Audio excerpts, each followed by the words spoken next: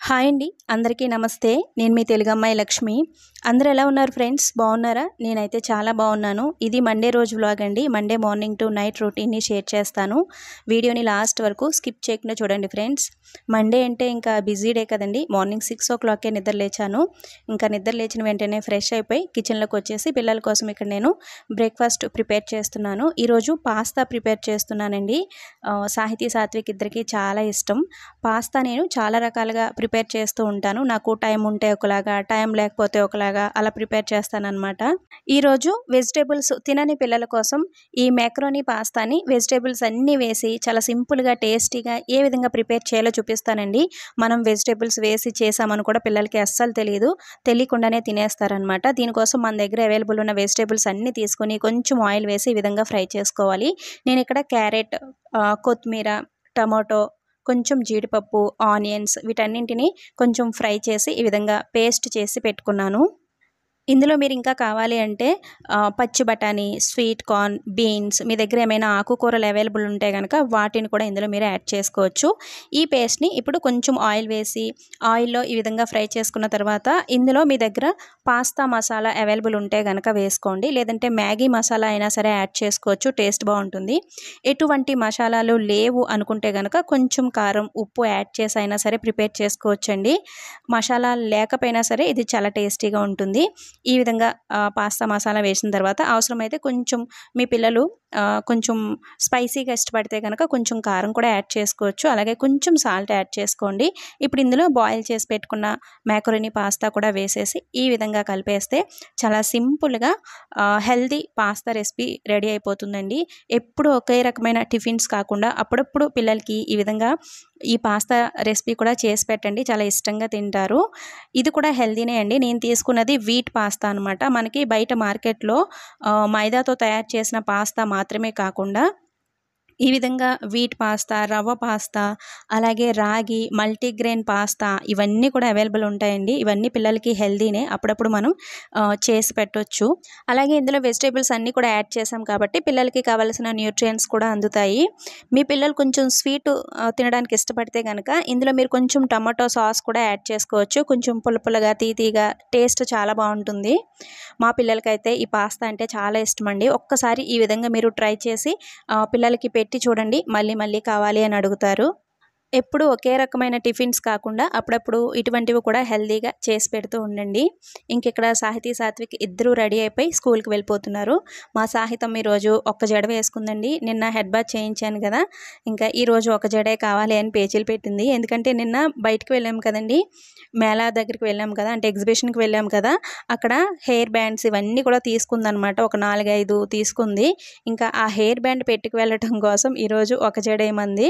ఇంకా పోనీటైల్ లాగా వేశాను. ఇంకా పైన హెయిర్ బ్యాండ్ ఒకటి పెట్టుకుని వెళ్ళిపోతుంది. అది కొత్త హెయిర్ బ్యాండ్ కదండి. అలాగే నేను ఎగ్జిబిషన్లో వాళ్ళు కొత్త పెన్సిల్స్, ఎరేజర్లు ఇవన్నీ తీసుకున్నారనమాట. అవన్నీ ఫ్రెండ్స్కి చూపించాలి అనే హ్యాపీనెస్లో వెళ్ళిపోతున్నారండి. పిల్లలు అంతే కదండి. వాళ్ళు ఏమైనా కొత్త వస్తువులు తీసుకుంటే వాళ్ళ ఫ్రెండ్స్కి చూపించాలి అని అనుకుంటారు.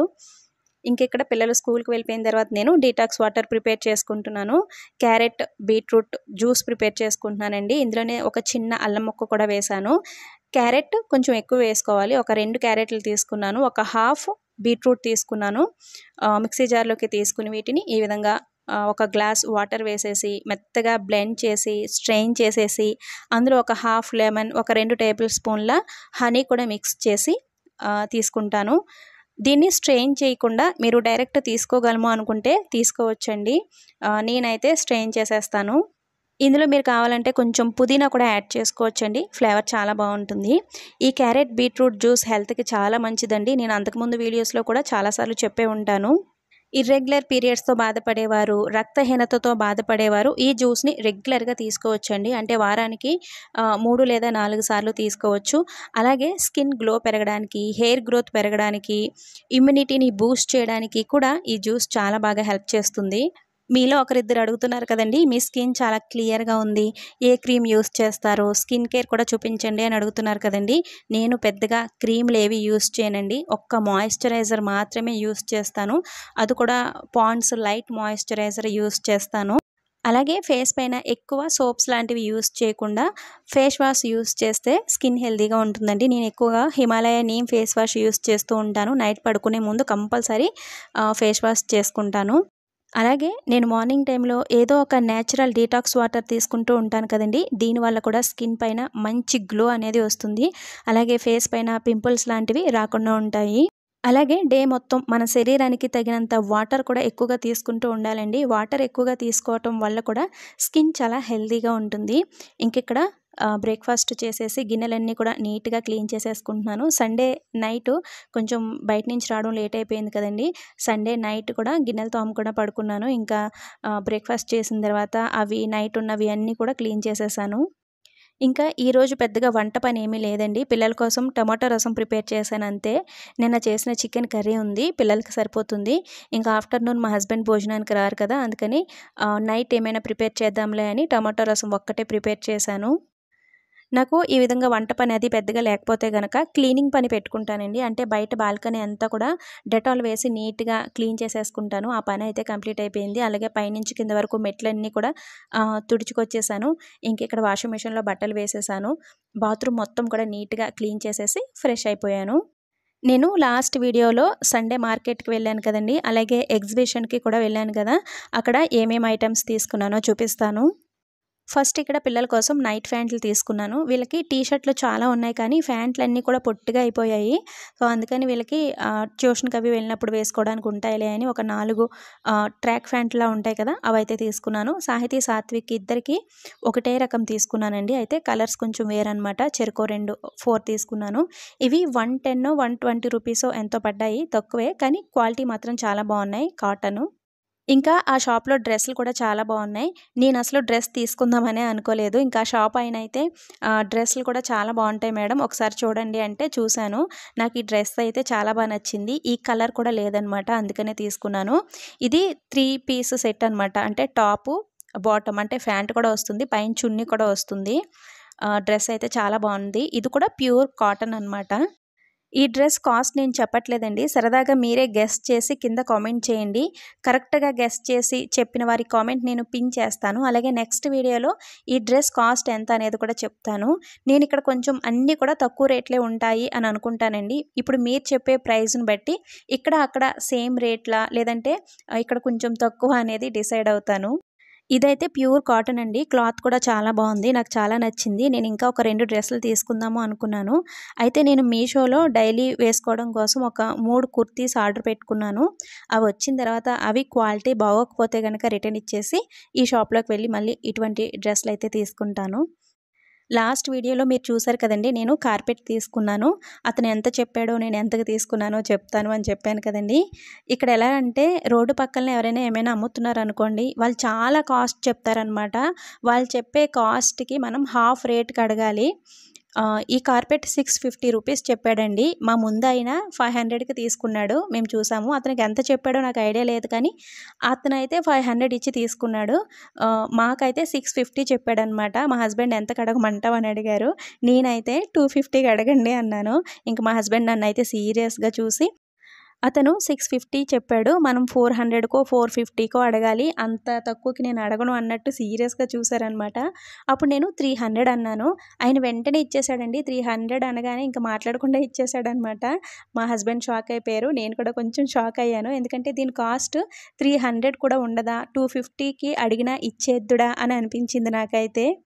నేను యూపీలో కొన్ని ప్లేసెస్ తిరిగానండి. అంటే ఆగ్రా, బృందావన్, వారణాసి ఇటువంటి ప్లేసులకి వెళ్ళినప్పుడు ఈ విధంగా రోడ్ సైడ్ ఏమైనా కొనుక్కోవాలి అంటే గనక వాళ్ళు చెప్పే ప్రైస్ కంటే కూడా మనం చాలా తక్కువ ప్రైస్‌కి అంటే హాఫ్ కంటే కూడా కొంచెం తక్కువ ప్రైస్‌కే అడగాలండి.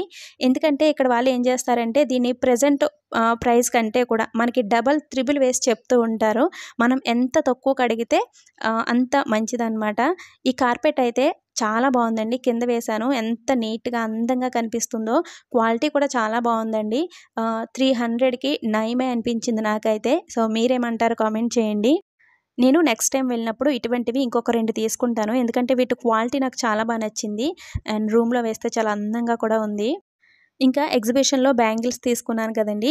నేను ఇక్కడ టెంపుల్స్‌కి వెళ్ళినా, లేదంటే ఈ విధంగా ఎగ్జిబిషన్స్‌కి అవి వెళ్ళినా ఫస్ట్ బ్యాంగిల్స్ దగ్గరికి వెళ్ళిపోతాననమాట. ఎందుకంటే ఇక్కడ గాజులు చాలా బావుంటాయండి. యూపీలో గాజులు చాలా ఫేమస్ అనమాట. గాజులు, చెప్పులు ఇవి ఇక్కడ చాలా బావుంటాయి. ఇవి 4 బ్యాంగిల్స్ 50 రూపీస్. చాలా బావున్నాయి. ఇవి గాజులేనండి. గాజుల పైన కొంచెం స్టోన్ వర్క్ అవి వచ్చాయన్నమాట.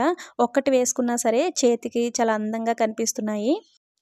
ఇంకివి 2 బ్యాంగిల్స్ వస్తాయి. వీటిపైన కూడా స్టోన్ వర్క్ అవి వచ్చింది. చాలా అందంగా ఉన్నాయి.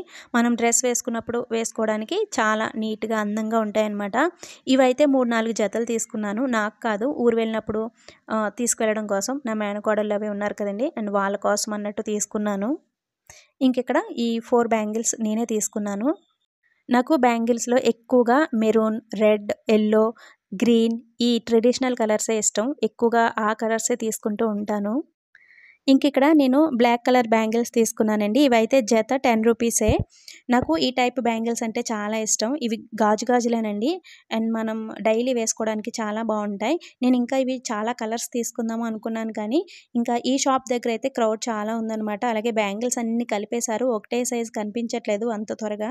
సో అందుకని నేను ఆ ఒక్క జతే తీసుకొని వచ్చేసాను. నెక్స్ట్ టైం వెళ్ళినప్పుడు తీసుకుందాంలే అని. ఇంకా బ్యాంగిల్స్ అన్నీ అయితే ఇవి. ఇంకా ఆ ఎగ్జిబిషన్‌లో 10 రూపీస్ షాప్ కూడా ఉంది కదండీ! ఫస్ట్ నేను 10 రూపీస్ షాప్‌లోకే వెళ్ళాను. ఇంక అందులోకి వెళ్ళగానే ఇవి కనిపించాయి మా పిల్లలకి. ఇవేవో ఆడుకునేవి అన్నట్టు తీసుకున్నారండి. ఇవైతే విసనకర్రలనమాట. చూడడానికి భలే అందంగా ఉన్నాయి. ఇప్పుడు ఎలాగో ఉక్కపోతగా ఉంది కదా! యూజ్ అవుతాయిలే అన్నట్టు తీసుకున్నాను.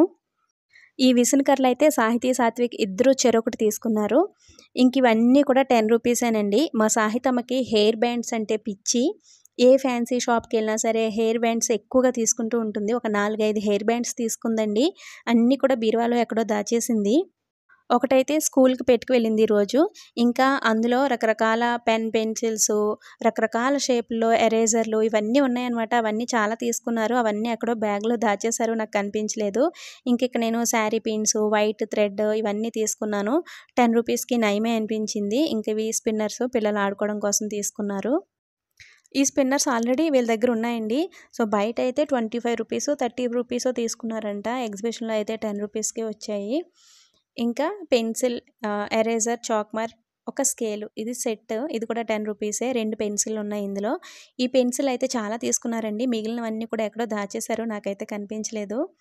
ఇంకా టేప్ కూడా తీసుకున్నాననమాట. 2 వైపులా గమ్ ఉంటుంది కదా! సో ఆ టేప్ అనమాట ఇది.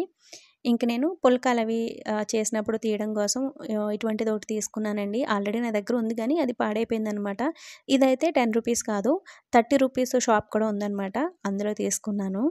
సో సండే మార్కెట్‌లో తీసుకున్న వస్తువులైతే అవి. ఇంకిక్కడ ఈవినింగ్ 6 అయింది. సాహితీ, సాత్విక్ ఇద్దరిని ట్యూషన్ నుంచి ఇంటికి తీసుకువెళ్తున్నాను. ఇక్కడ ఉక్కపోత చాలా ఎక్కువగా ఉందండి. ఇంతకుముందు నేను ఎప్పుడు ఎక్స్‌పీరియన్స్ చేయనంత ఉక్కపోత, ఉడుకు ఉందన్నమాట ఈసారైతే. వర్షం పడుతున్నా సరే, మబ్బుగా ఉన్నా, ఎండగా ఉన్నా, క్లైమేట్ ఎలా ఉన్నా సరే, ఉక్కపోత ఉడుకైతే చాలా ఎక్కువగా ఉంది. ట్యూషన్‌లో పిల్లలు కూడా పాపం విసురుకుంటూ కూర్చున్నారు. ఎప్పుడు లోపలే కూర్చోబెట్టి చెప్తారు. ఇంకా ఈ ఉక్కపోతకి లోపల ఉండలేక అందరూ బయటే కూర్చున్నారు. ఇంకిక్కడ సాహితీ, సాత్విక్ ఇద్దరిని ఇంటికైతే తీసుకొచ్చేసాను. ఇంటికొచ్చిన వెంటనే వాళ్ళు కిచెన్‌లోకైతే వెళ్ళిపోతారండి. ఏం స్నాక్స్ చేసి పెట్టానా అని. ఇంక ఈరోజు స్పెషల్‌గా స్నాక్స్ ఏమీ చేయలేదు. ఇంట్లో స్వీట్ కార్న్ ఉన్నాయి. అవి బాయిల్ చేసి ఉంచాను వాళ్ళొచ్చేసరికి. ఇంకా స్వీట్ కార్న్ తిన్న తర్వాత ఒక గ్లాస్ పాలైతే ఇచ్చేస్తాను. ఇంకా నిన్న బయటకి వెళ్ళాము కదండీ! నిన్న మడత పెట్టవలసిన బట్టలు, ఈరోజు బట్టలు చాలా ఉన్నాయన్నమాట. ఇవన్నీ మడత పెట్టాలి. ఇంకా సాహితీ, సాత్విక్ ఇద్దరు స్వీట్ కార్న్ తినేసి ఒక గ్లాస్ పాలు తాగేసి కిందకి ఆడుకోవడానికి వెళ్ళిపోయారు. ఇంకా మా కింద టెంపుల్ ఉంటుంది కదండీ పార్క్‌లో. ఆ టెంపుల్ దగ్గర ఆఫ్టర్‌నూన్ నుంచి పూజలైతే మొదలుపెట్టేశారండి. నేను లాస్ట్ వీడియోలో చెప్పాను కదండీ! ఇక్కడ శ్రావణ మాసం వీళ్ళకి స్టార్ట్ అయిపోయిందనమాట. గురు పౌర్ణమి నెక్స్ట్ డే నుంచే వీళ్ళు శ్రావణ మాసం పూజలైతే స్టార్ట్ చేసేస్తారు. అంటే మనకంటే ఒక 15 డేస్ ముందే వీళ్ళకి శ్రావణ మాసం అనేది స్టార్ట్ అవుతుందనమాట. మనమైతే అమావాస్య వెళ్ళిన నెక్స్ట్ డే నుంచి శ్రావణ మాసం పూజలు చేసుకుంటాం కదండీ! మనం శ్రావణ శుక్రవారాలు చేసుకుంటాము. అయితే వీళ్ళు శ్రావణ సోమవారాలు చేసుకుంటారు. లాస్ట్ వారం అంటే మొదటి శ్రావణ సోమవారం కూడా నన్ను కిందకి పూజకి పిలిచారండి. నేను ఎందుకో రాలేకపోయాను. ఇంకా ఈ వారం అయితే ఇంట్లో పనంతా కూడా కంప్లీట్ చేసుకుని కిందకైతే వచ్చాను. ఈ విధంగా మా కాలనీలో ఏ పూజ చేసుకుంటున్నా, ఏ ఫెస్టివల్స్ చేసుకుంటున్నా అందరూ కలిసి ఈ విధంగా ఈ టెంపుల్ దగ్గర చేసుకుంటారు. ఇక్కడ వాళ్ళందరూ కూడా పూజలు చాలా బాగా చేసుకుంటారండి. ఎక్కువగా శ్రీరాముడిని, శివుడిని ఎక్కువగా కొలుస్తారనమాట. ఇంకా ఈ శ్రావణ మాసం స్టార్ట్ అయిన దగ్గర నుంచి కార్తీక మాసం వరకు కూడా ఎవ్వరు కూడా ఇక్కడ నాన్ వెజ్ తినరండి. కార్తీక మాసంలో అయితే బయట కూడా ఎవరిని నాన్ వెజ్ అమ్మనివ్వరు కూడా. అంత బాగా అంత నిష్టగా చేస్తారనమాట. ఇక్కడ ఉంటే కనుక మేము కూడా కార్తీక మాసంలో నాన్ వెజ్ తినము. ఇక్కడ వారి కట్టు బొట్టు ఎలా ఉంటుంది అవి కూడా చూపించండి అన్నారు కదండి. ఇక్కడ వారైతే చాలా ట్రెడిషనల్గా ఉంటారండి. ఇటువంటి పూజలు అవి అయినప్పుడు చక్కగా చీర అవి కట్టుకుంటారు. ఆ చీర కూడా మనకి చిన్నారి పెళ్లి కూతుర్లో కట్టుకుంటారు కదండి. కొంచెం ఎదర పౌటు వేసుకుని తలపై నుంచి అట్లా వేసుకుంటారనమాట. మా కాలనీలో వాళ్ళు ఏంటంటే కొంచెం అందరూ కూడా జాబ్ హోల్డర్స్, ఆల్మోస్ట్ అందరూ జాబ్ చేసే వాళ్ళే అండి. అందుకని కొంచెం డ్రెస్సులు అవి వేసుకుంటారు. కానీ ఈ చుట్టుపక్కల విలేజెస్కి బయటకు అవి వెళ్తే కనుక అందరూ కూడా శారీసే వేసుకుంటారు ఎక్కువగా. పాపిట్ నిండా కూడా సింధూరం పెట్టుకుంటారు, చేతి నిండా గాజులు వేసుకుని అలా చాలా ట్రెడిషనల్గా ఉంటారు. ఎక్కువ డ్రెస్సులు నైటీలు కానీ ఎవరు వేసుకోరు.